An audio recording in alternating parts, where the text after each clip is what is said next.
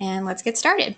So the first section is planning a social media campaign. Planning is essential before you get started. So the first thing you need to do is determine the basics. You need to figure out the who, the what, the when, the where, and most importantly, the why, which is the goal and objective. So we're going to break that down. What exactly do those mean in terms of a social media campaign? So the who. So you need to figure out who is hosting this campaign. Determine what platforms are going to be launching the campaign, whether that's Facebook, whether that's Twitter, whether it's both Facebook and Twitter or just Facebook. I know a lot of times for the 700 Club, it's every time we have a campaign, it's on every platform. So that's Facebook, Twitter, Instagram, Pinterest, Google+. We do have Snapchat, but we'll get there to some point for campaigns. So yeah, you just got to figure that out. And the example that I have is, the brand page would be the 700 Club, and then the platform would be Facebook. So that's the who is hosting this campaign. The what is what is the content for this campaign? So I would say this is like the second most important component to a campaign, because you got to figure out what are you got to be posting. Is it going to be graphics? Is it going to be videos? Is it going to be just Facebook ads? Like, what is the content for this campaign? There's different things you can do. Like I said, you could do graphics, videos. I believe for the Hope last July, we did cinema graphics, and I point out engagement tool. That's something important that kind of goes hand in hand with your content, because in addition, just for an example, the Hope campaign that we did, we had cinema graphics, but then as an engagement tool to make sure people were engaging with the posts, we had like a word scramble that kind of coincided with the content of the documentary, The Hope. So you definitely got to figure that out. And then the next thing is when. Another really important thing, as I mentioned, that a campaign is there's a time limit. So you got to figure out the dates of the campaign. How long is it going to run? Is it a month? Is it 50 days? Is it 2 months? Is it a week? Is it a couple days? So you just got to determine that. And then where. And this is kind of, if applicable, like you need to detail where, if the campaign is for a certain event, for example, I know for the 700 Club, we do a little something for Rosh Hashanah, that event on campus. So we would detail, okay, this is going to be at the Regent Chapel. So of course, that's why I said if applicable, detail where the event will be held if the campaign is for an event on location somewhere. So that doesn't always have to be the case or noted. And then again, the most important thing is why. What is the primary goal or objective of this campaign?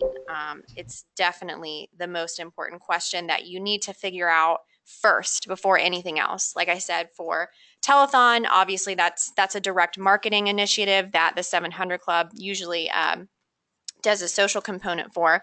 So, I mean, the most important thing for us is just getting people engaged and including, the link to join the 700 Club, become a partner, that kind of thing.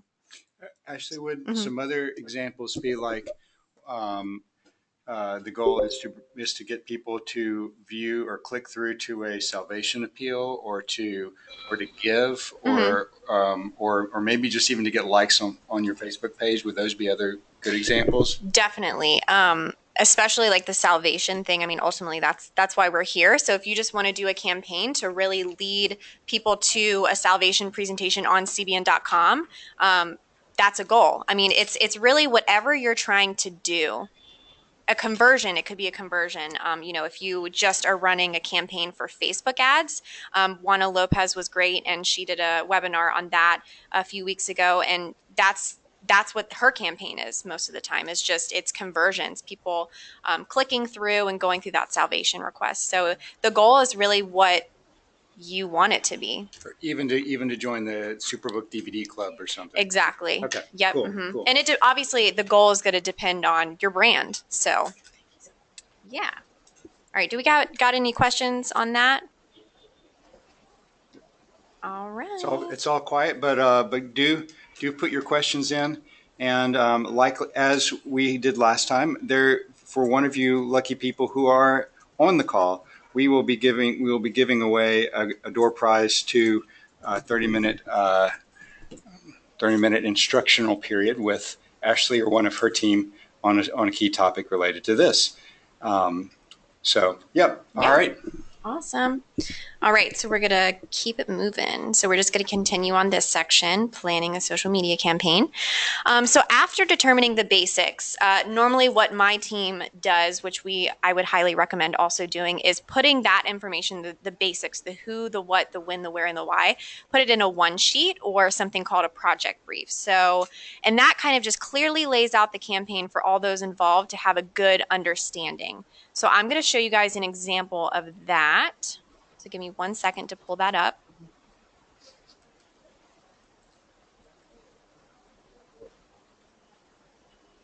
Okay, so here's just something I kind of put together. It doesn't have any valid information on it, but just something to set up. Kind of have your logo there.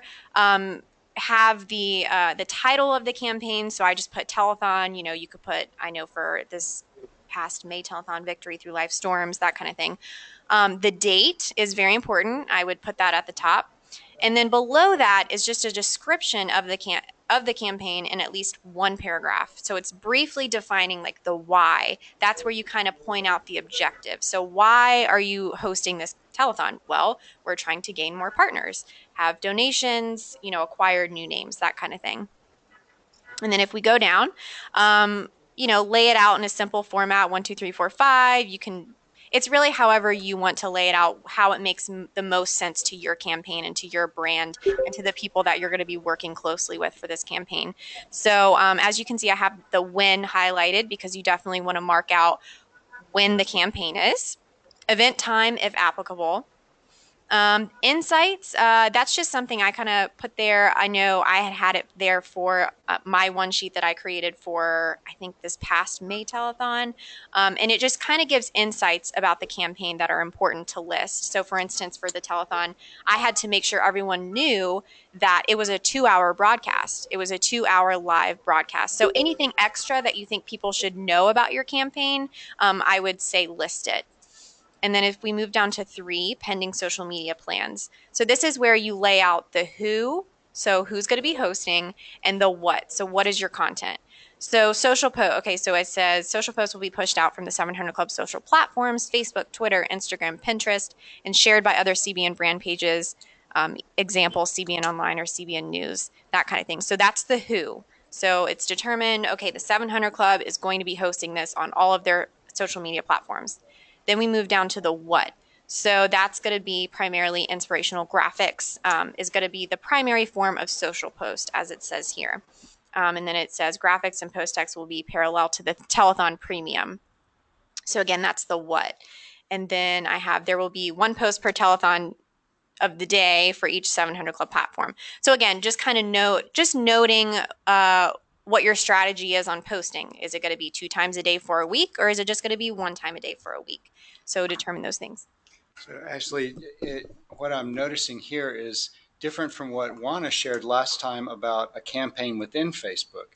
You're talking about a larger campaign concept that that can be, or maybe even should be, multi-platform to accomplish your like a larger goal than just say like a Facebook Lite campaign. Mm-hmm. But although that could be valid, yeah. So like when you mentioned telethon, it's a bigger thing. Yeah, definitely. Telethon is obviously huge for CBN, so it's going to be a huge campaign for social media as well. But yeah, if you have other platforms, like if your brand has a Facebook page and a Twitter page, I would say whenever you do a campaign to push it out on both of those channels, because the more eyes on whatever you're trying to get them to do, the better. So I would highly recommend doing that. And all right, so we're just going to move down to 4. Okay, so the marketing assets. Again, this it might not be for your campaign, but again, this is just an example that I've had from a previous one sheet used for telethon. But so the marketing assets that we receive is the DVD premium. So this is an additional what. So up here, I have what is the content. So it's going to be inspirational graphics. But then the additional what is also information about the DVD premium that people are going to get. So this premium will be given to new donors, yada, yada, yada. So any additional insights, again, like list it, make it known, because you definitely want people to know the ins and outs of your campaign. And then lastly, we just recommend that you just put your contact information. So whenever you send this out, people can contact you if they have questions, that kind of thing. So does anyone have any questions about this kind of makeshift one sheet? Samantha has a question. Mm-hmm. When you say where, she asked, is that related to the platform that receives the campaign? Is that your target audience, or is it the platform like Twitter or Facebook? Yeah, so the platform where it's going to be hosted, that's the who. Mm. So the where is what I was referring to might not be applicable for everyone because that's like a physical, okay, where is this? That's like if your campaign was promoting an event somewhere on campus, somewhere at a church, that kind of thing. Does that make sense? I think so. Yeah. A physical event. So that's not, okay, got it. Good question, Samantha. So yeah, again, so the who is determined by what platform is going to be hosting the campaign. So where is that going to be, on your Facebook page, on your Twitter, or both, that kind of thing. All right. Let me go back to the PowerPoint.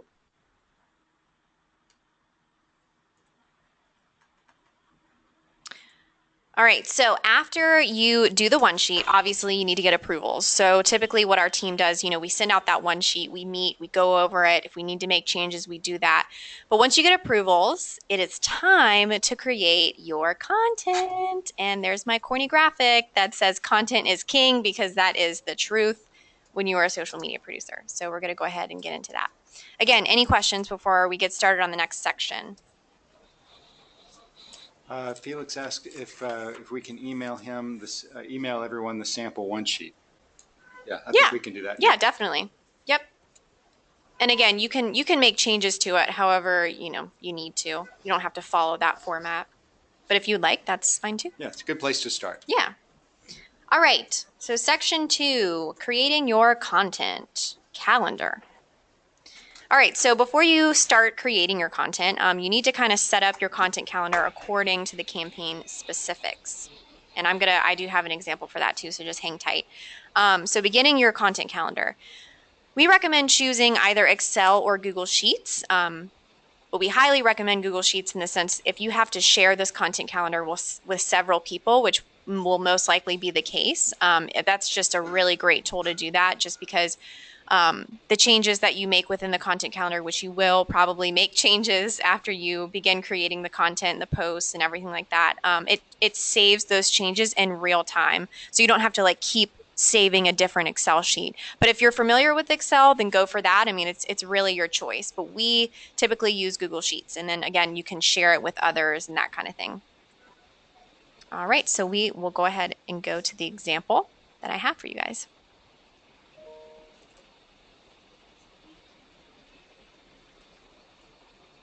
All right.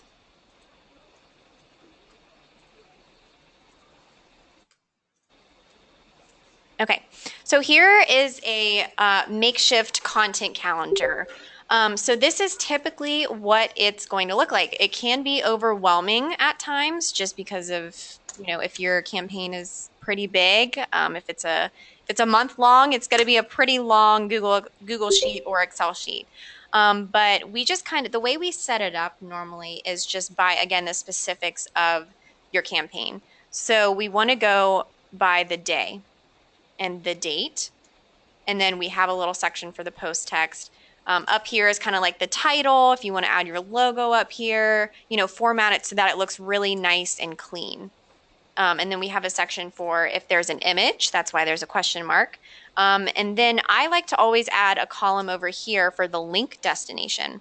So for instance, if you are hosting a campaign on your social media platform, and there's a landing page for this campaign on your website. For instance, I always go back to Telethon just because that's a pretty familiar campaign that I've been a part of, and then obviously it always continues on the 700 Club platforms. But there's always a landing page for the most recent telethon. So we always want to include that link in your post. And in a little bit, I'm going to show you some post examples for different types of posts for different types of campaigns.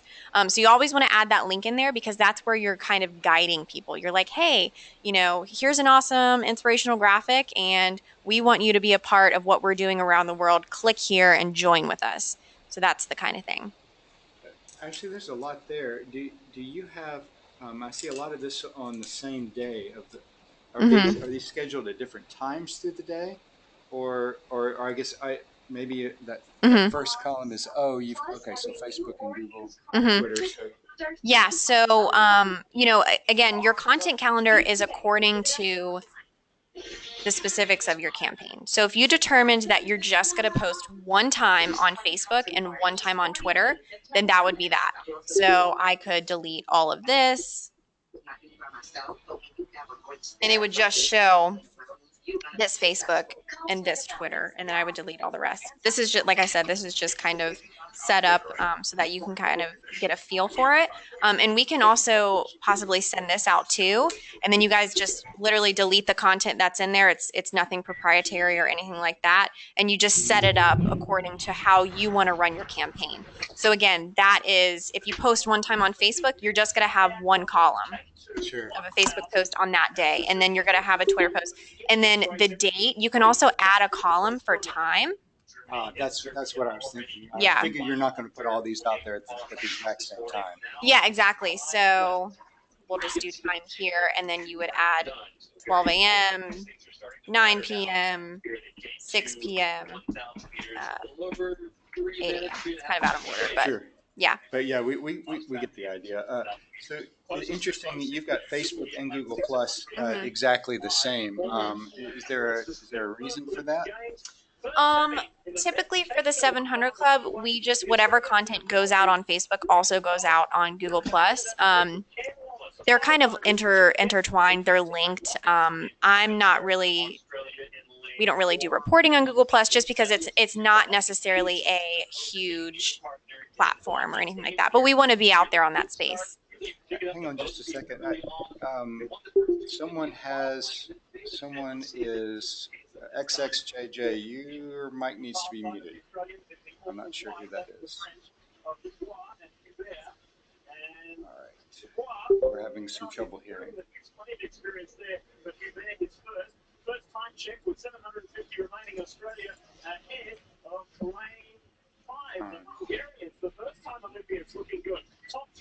All right, give us just a second so we can get this muted.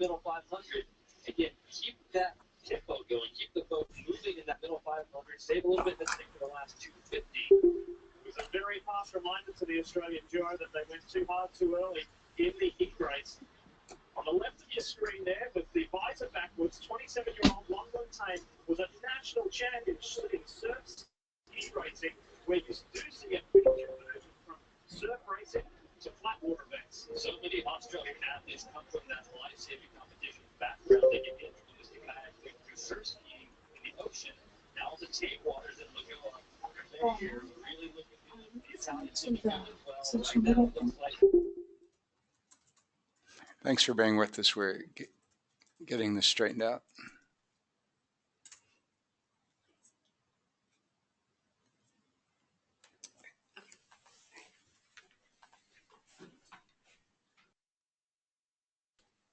Okay, we're back. Okay. All right. We are good, guys. Let's go back to that content calendar. Okay. Let's see here.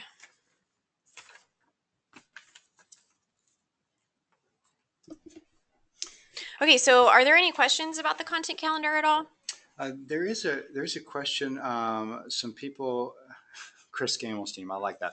So some people in my department are asking, why use a spreadsheet versus an app like Hootsuite dedicated to social media posts like Hootsuite or similar?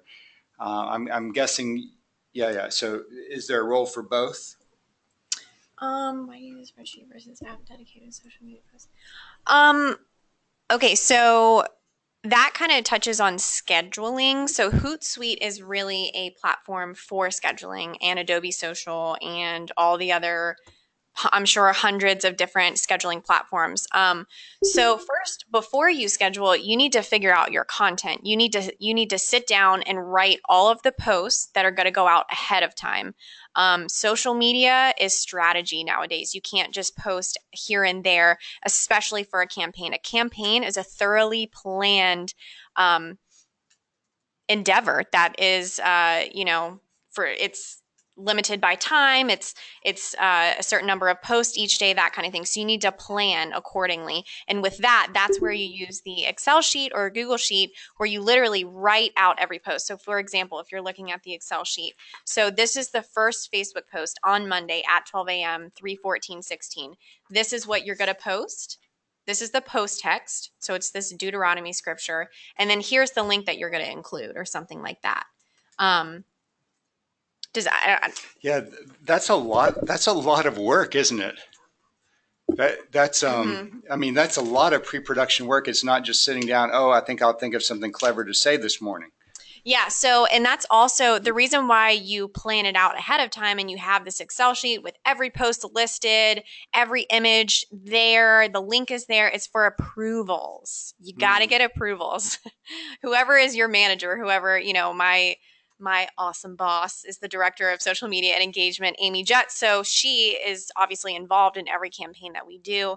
We get approvals from her, and especially if it's a direct marketing endeavor, we have to get approvals from Edie as well. Edie is the director of that, so she needs to be aware of what's going to go out. So you can't, like I said, you can't just post here and there and call it a campaign. A campaign is planned, it's approved, and it's scheduled out ahead of time, which we're going to also get into. Does that make sense, everyone? I think that makes a lot of sense. When you so you've been doing this for a while. Give us a sense of how much time you put into, say, if it's a campaign like you're talking about. I know it ranges depending on the length of the campaign, how much material you have to create, but yeah, how much would you put into the planning and strategy phase? So normally it's weeks prior to, if not months. It just honestly depends on the length of the campaign. If your campaign is a month long, then you know how you work. You know how your team works. So if I would recommend a month before to plan, and because you got to create the content, you got to create the graphics. If you have a team that does that, you got to send them the directives. You have to create the post text, all that stuff. You have to have time to have the landing page created. So if you have a team that does that, you have to give that time. So it's really a group effort in terms of what your content is and that kind of thing. But yeah, and then I just highly recommend that you do it well ahead of time, because you don't want to wait until the last minute, because that's not very efficient. I can't resist adding this pun from credit Amy. Sounds like communication is key. It is definitely key. That's very true. And content is king. So again, you have to plan it out well, and you really have to put thought and effort to it if you want it to be a successful campaign. One last question, then I'll let you move on. On the average, how many people are involved in a standard campaign versus a campaign like Telethon? Well, with our team, I would maybe say like almost 10 people, if not more, because there are several, if it's a direct marketing initiative, we have to communicate to them as well. There's always like a project lead. There are people who sometimes create graphics. There's the landing page people. There's the graphic design people. There's the project managers, marketing. So there's a lot of people involved, especially when it comes to a telethon campaign. But if it was just a campaign that, Whitney and I wanted to do for engagement purposes, that obviously would be a little bit smaller. But again, it's still a group effort, because we have to get approvals. We have to work with people. We have to create the graphics, that kind of thing. So it's definitely not a one-man show. That's for sure. Yeah. I hear you from the ones I've been involved with. I hear you saying so there's someone to create the graphics. There's someone to all the different creatives that you need. That could be special skill set in addition to, say, you who the project lead putting it together. Mm-hmm. Yeah, exactly. Teamwork, as I like to say, teamwork makes the dream work, guys. Okay, cool. And Yeah. and I think someone had commented and said that they're already setting up my own. That's so awesome. Yay. I'm so happy to hear that, Sarah. That's really great. I'm really glad this is helpful for you guys. So if that's all the questions we have for the content calendar, again, I'll just kind of like scroll through. What about hashtags? Oh, okay, yeah. So hashtags, Tagging and hashtags. hashtags are important in when you include the post text. So You have an example there, I think, on this particular one. yes. So for Instagram, we've done some research, and just this is a little nugget of information.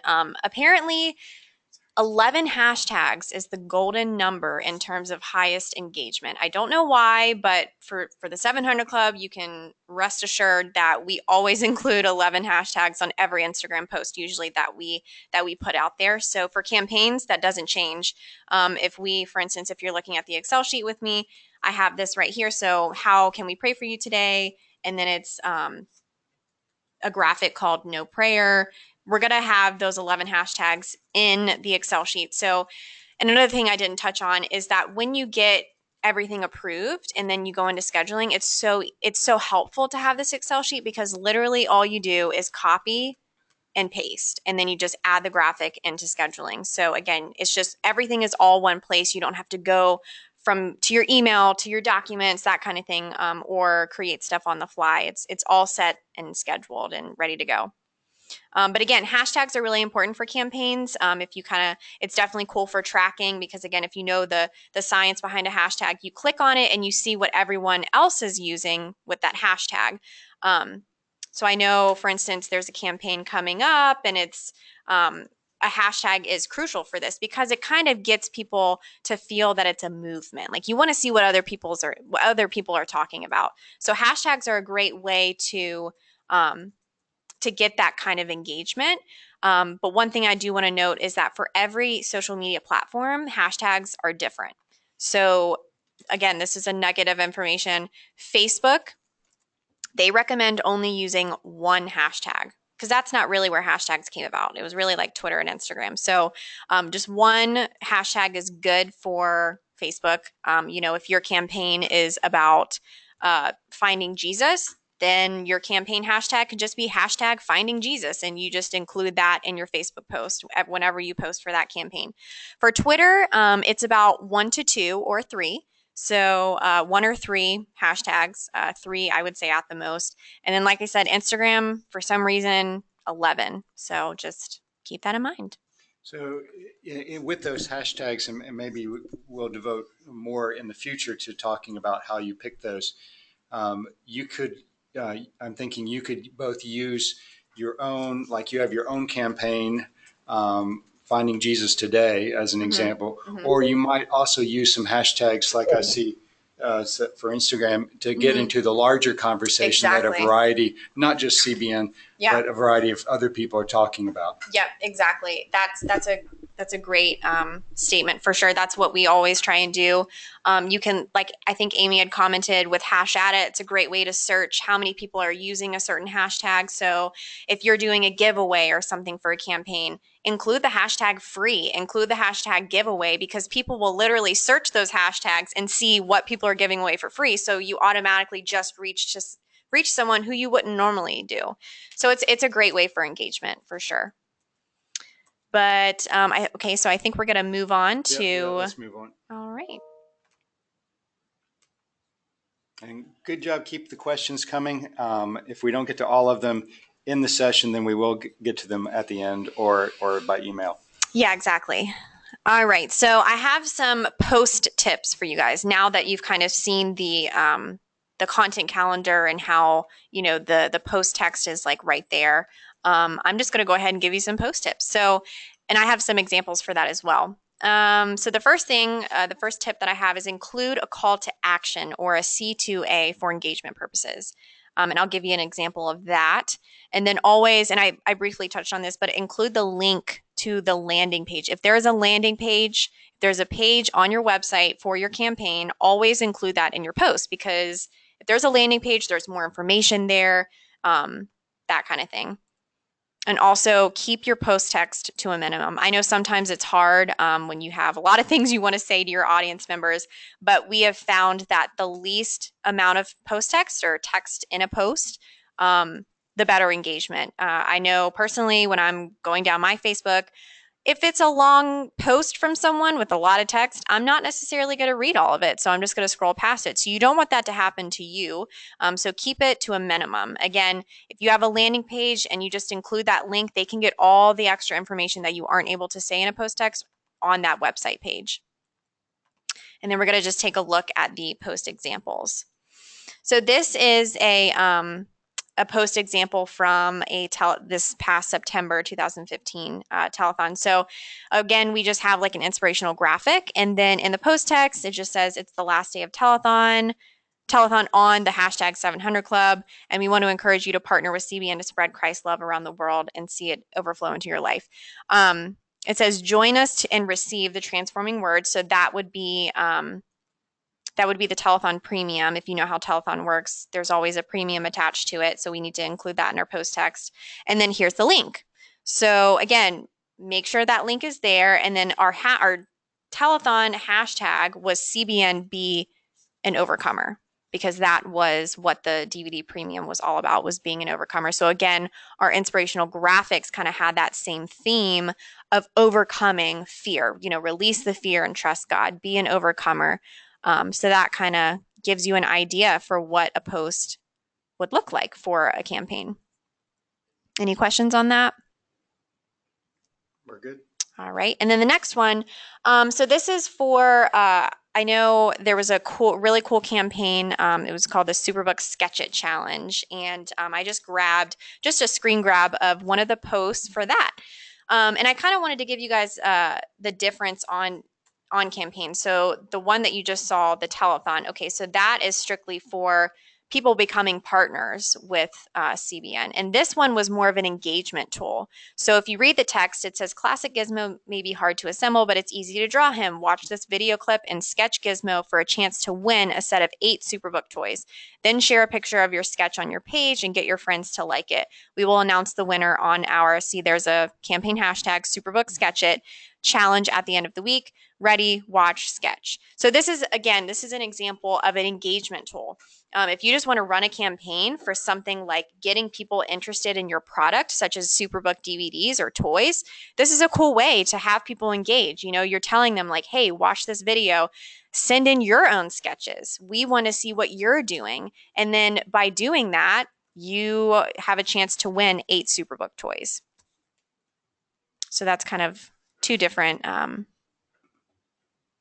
types of posts. So any questions on that? We're good? I think we're good. Awesome. Okay, so now we are going to move on to scheduling, another very important part to campaigns. I'm just going to briefly touch on this just because so many of our social media producers across CBN use different scheduling platforms such as Hootsuite. I know we use Adobe Social, and then a lot of you, go through just Facebook itself, which is totally fine. It's really whatever works best for you and your page. So after the content calendar is filled, assets are created, such as your graphics, your videos, and you've received approvals on all of that. It's time to schedule. So we have a couple of recommendations for that. We recommend scheduling a week ahead of time or in advance, or more if possible. If you have a pretty big campaign that's like a month long or something, that might take a couple days to schedule. So you need to incorporate that time before the campaign actually starts. Of course, spell check. Sometimes I myself, really rely on spell check and that kind of thing. So just make sure you get a couple eyes on it. I know if you're looking at it a lot, you look over things, you miss things. So it's really great to have someone else just kind of read the content and make sure there's no grammar errors or spell check mistakes. Or spelling mistakes. And then we recommend beginning by each platform or go day by day. So the first day, schedule on Facebook, schedule on Twitter, schedule on Instagram, or you just go by each day and just do Facebook, Twitter, Instagram, that kind of thing. And voila, you are pretty much almost done. You're not quite to the finish line, but you're almost there. And again, just want to hesitate the necessity of spell checking. So, and I just wanted to briefly touch on like what you do as a social media producer. After you've done your content calendar, you've got approvals and everything scheduled. You don't necessarily just like sit back and like never look at it ever again. You need to pay attention to how things are performing. So it ain't over till it's over. And you need to make sure you monitor your posts on performance over the course of the campaign. Like I said, you just don't sit back and be like, all right, peace, I'm just gonna go continue doing what I normally do. You need to make sure that things are going out on the correct time. That, for example, I mean, sometimes technology can fail us. Maybe Hootsuite didn't post it at the right time, it's delayed, that kind of thing. You want to make sure that everything's going out right. If you need to make changes, make changes. If you're recognizing after a couple of days that people aren't really engaging with what you've come out with, add a question, change up your strategy, edit your posts from there forward. I just comments on the audio is bad. Can you guys hear me? Clear. Feedback. Oh, Darth Vader. Just a minute.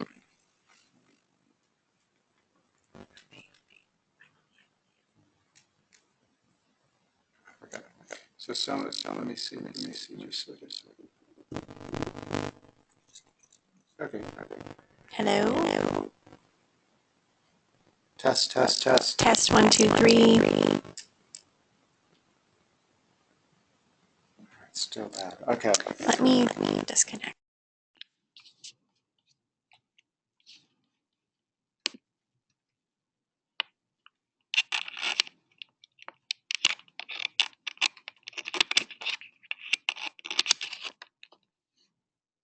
Okay, can everyone hear me? How is it now? Okay, just had to unplug and then plug it back in. Simple technology. Everyone still hear me okay? Yep, everyone's saying Yes, thank you. Okay, awesome. So let's get back to the presentation. Okay, so again, as I was saying before, the Darth Vader voice, make sure you, if you see that your content isn't engaging well, make changes. It's okay to do that. Just make sure you kind of, talk it over with whoever needs to approve that and make those changes. I mean, because you definitely want to have a successful campaign. So let me ask that brings up an interesting point. So how do you know whether like, hey, stay the course, give it time, some things take a while to catch on in the midst of a campaign versus, oh my, no one's getting it. I need to revamp or revise, what I'm doing. How do you make that call? Really it's based on performance. So if we know that there's not that many comments, people aren't, you can kind of, how if you're a social media producer, you're on the page every day. Well, first of all, you need to make sure you are noticing performance anyways, but especially for campaigns, if there's not that many comments, if there's not that many likes, then maybe change it up a little bit. I wouldn't say like change the concept altogether because you've already got approvals on that. But, if you I know we recommend adding a question. Just begin the first thing that's in the post text, do you need prayer today? That kind of obviously a question that goes with the content of the campaign. But just make minor changes in the post text. Maybe limit your text if it's long. Change it up from this day forward. That kind of thing. Cool. Yep. All right, and the last thing, get ready for reporting. So reporting is pretty necessary. If you are not sure, if you don't really do reporting regularly on your channel, I mean, that's okay. But I would just recommend that you just take note, mentally or physically, that you take note of how things are performing throughout the course of your campaign. And then compare that to the performance of your page's performance. So again, we do reporting on our campaigns because, we have to go back to the execs and just kind of show them, listen, this was our endeavor. This was the objective. It turned out successful based on these numbers, that kind of thing. So it kind of takes qualitative into quantitative. And there's the clapping hand emoji, because then you're pretty much done. Does anyone have any questions? Let me just make a comment. I like the clapping hands. I've heard it said you actually haven't finished the task until you have reported on the task. Or so you've not completed the campaign until you've reported on that. I think that's really good. Yep.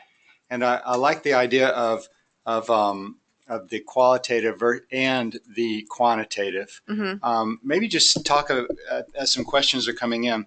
Why don't you talk about what's the difference? Like it can be easy to look at some overall numbers and for engagement, but how do you draw out some of those qualitative things? Because we really want to see we're changing lives. We really want to see it's not just, oh, we've got so many views, but people have only watched 3 seconds of the video, whatever. How do you dig into that? Yes. Those key learning things. Yeah.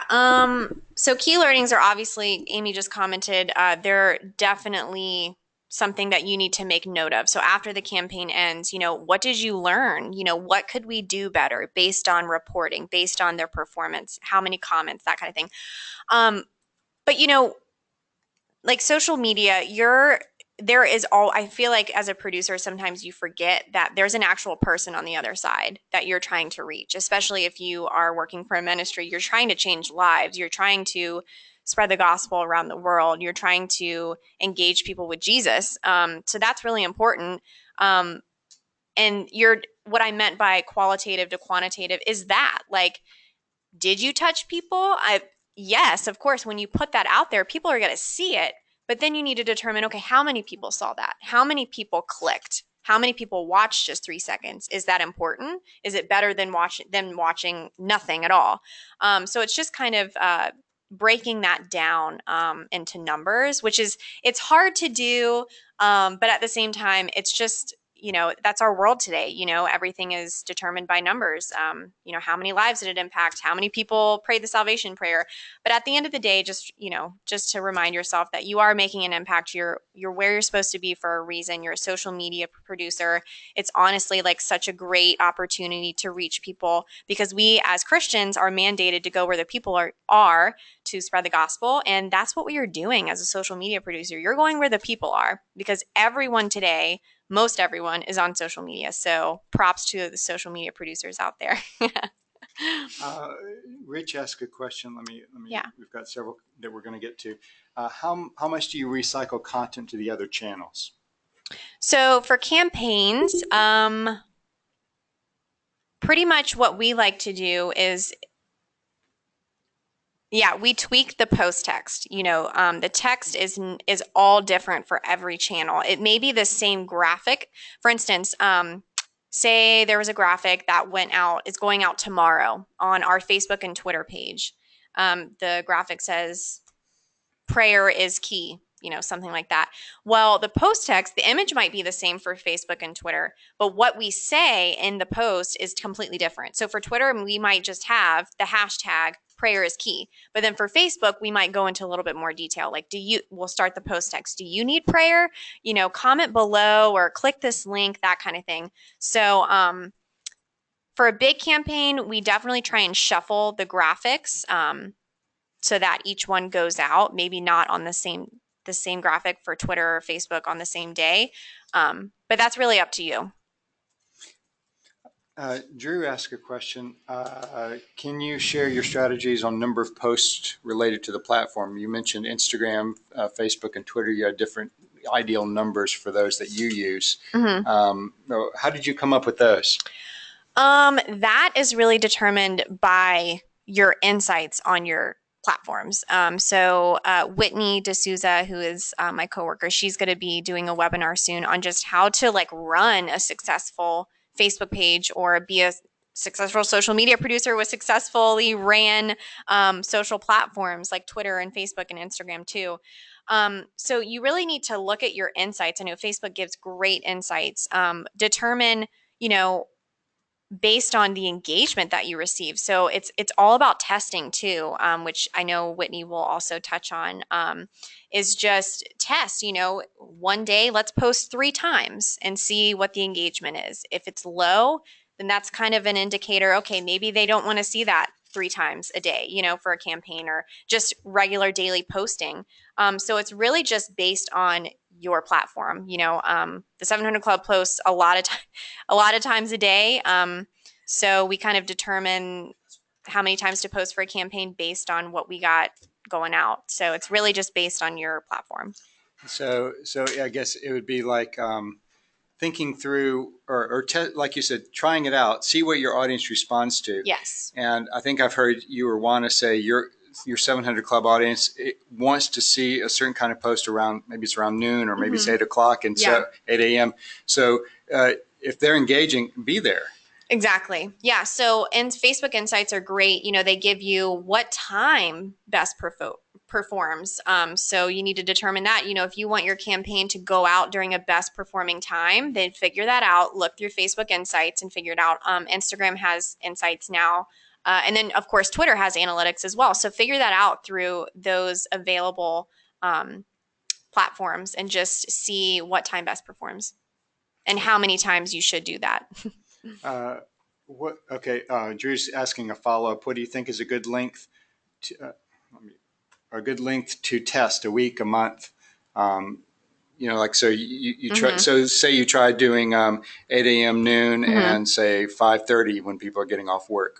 How long should you run that to see how long you can to see the trends? I don't know if I would be the best person to ask, but I would maybe say a month. But if you are starting to see results that, you know, keep occurring within that month, I mean, maybe stop the test. But I would say maybe a month. Okay. I know Whitney can touch more on that. Okay. Amy asks, can you talk a bit more about engagement devices? Oh, okay. Yeah. So engagement devices or engagement tools, I kind of touched on that for that type of post that I had. Let's go back to that. So this Superbook, an engagement tool was the video and kind of encouraging people to, hey, watch this video and sketch and send it in through the comments below. Send us your video by private messaging us or whatever. Another cool engagement would be like word scrambles. So if you want people to comment below and share, because sharing is really important on Facebook and retweeting and reposting, that kind of thing, word scrambles. So I know for the Hope campaign, we had a question. It was kind of like a, you know, who was the king of Israel at this time? Well, yada, yada. And it was a word scramble that said King David. And then we would ask people to comment below with what they think the answer is. And they would say King David, that kind of thing. Another engagement tool would be trivia. Again, we had that for the Hope. So we watched the Hope. We had certain questions. And it was kind of like a fun trivia game that we kind of incorporated in the campaign. Cool. Let's see. Sandra has a question. When do you decide to post a story before it goes to air?